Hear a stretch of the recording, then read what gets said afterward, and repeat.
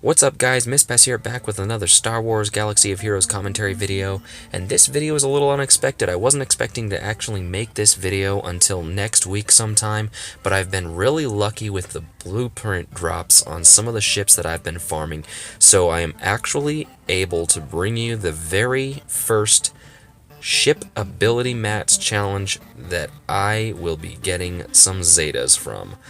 I got really lucky with my Umbaran Starfighter and Imperial TIE Fighter. Those were the last two ships that I needed to get to 5 stars. And I had some leftover credits, or rather shipbuilding materials, so I decided to put another level on top of Executrix. Not really sure whether it really mattered or not. But I was pretty excited while I was recording this. Now, unfortunately, I didn't record actually getting Executrix to 5 stars, but that was an adventure in itself. It wasn't near as bad as I thought it would be, only required 1 attempt. I know that to get Home 1 to 5 stars required a couple attempts, and then also to get my Endurance to 5 stars required a couple of attempts as well. But Executrix wasn't too terribly bad to get to 5 stars.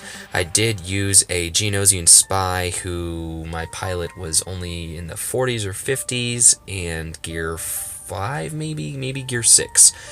And it didn't have any significant effect.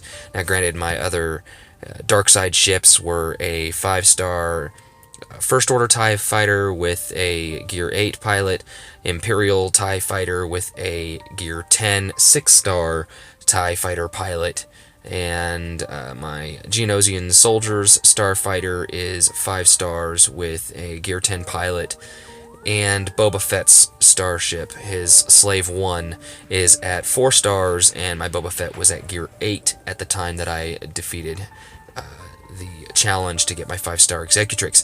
Now, the fleet that you're going to have to get your Zetas will require Executrix, unfortunately.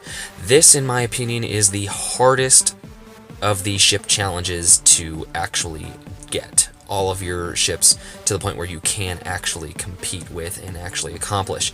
Unfortunately, that is because you have to have Executrix to 5 stars, and to get Executrix to 5 stars, you require 5 4-star Darkside ships, which are kind of hard to come by, unless you have Geonosian Spy, Sunfac, Darth Maul, or Boba Fett. You are pretty much left to get one of those characters to complete your group of 5 4-star Darkside ships. Luckily, I had saved a bunch of crystals in anticipation of the ships coming to the game, and was able to buy a good number of fleet cards, and I actually got kind of lucky. After I pulled all my fleet cards and stopped buying fleet cards, I had 85 blueprints for Geonosian Spy's starship, so of course, all I had to do from there was farm Geonosian Spy up, and there we go, I had my 5th ship. My Christmas present to myself was the Boba Fett pack. I'm not ashamed to say that I bought the Boba Fett pack. I did not have Boba Fett to 7 stars, so those 80 shards of Boba Fett actually helped me finish him faster, and then it also gave me the blueprints I needed to unlock Slave 1 and make Slave 1 the 4th Darkside ship that I had, and then Geonosian Spy's Starfighter was the 5th. So that was how I ended up getting Executrix to 5 stars. I know that not everybody was able to or went out and bought the Boba Fett pack that included Slave 1, but personally I thought it was a good deal. It helped me get to the point where I could do the Zeta challenge, so it was worth it to me. Now, the 8 5-star ships was a long grind. That was a very, very, very long grind. My last 2 ships that I got to 5 stars were my Imperial TIE Fighter and the Umbaran Starfighter. You can see right there on screen, Miss Bessier just promoted Umbaran Starfighter. I literally promoted Umbaran Starfighter and went in and did this challenge. And I can honestly say that the hardest thing to do was ignore all of the character shards that I ignored in the fleet shipments while I was farming those ships. Because, let me tell you, I have been wanting Rex and Sunfac for a very, very long time. So ignoring their shards every time they showed up in fleet shipments in favor of buying ship blueprints, oh my gosh, that took some self-control. That by itself was the hardest aspect of this whole endeavor. Now, that goes into my the next part of what I'm going to talk about, and that is what people should prioritize.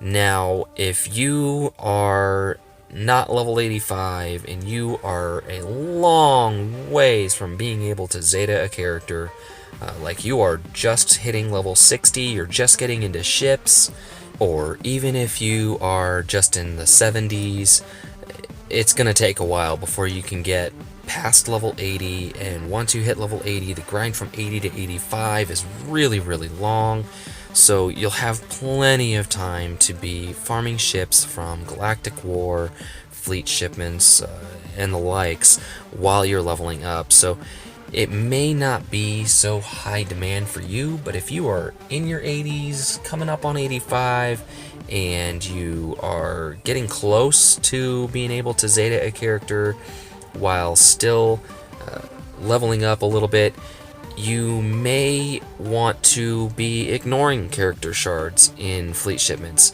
However, if you have that long haul, you may be able to splurge on some character shards now and then in fleet shipments without really sacrificing your fleet farming on the side.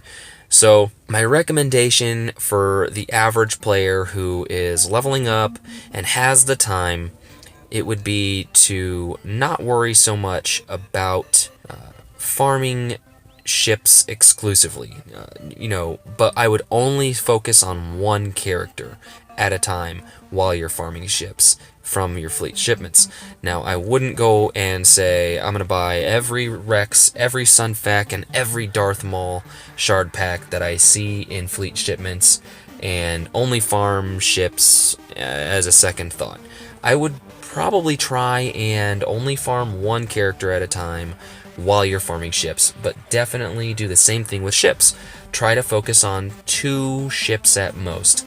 And with the recent change that they made to guild shipments, adding Rex, Sunfac, Darth Maul, and a number of other characters to guild shipments as well, takes a lot of the pressure off of fleet shipments as being the only place to get some of those characters. So that frees up a lot of your fleet shipment resources to actually farm ships there as well. So all in all, guys, it's a long haul. I'm really glad that I'm finally there. Hopefully this means my Rex and Sunfac will hit 7 stars much faster than I had anticipated. As always, guys, thanks for watching. Like, favorite, subscribe, follow me on Facebook, Twitter, and join my Discord server for more Galaxy of Heroes conversation.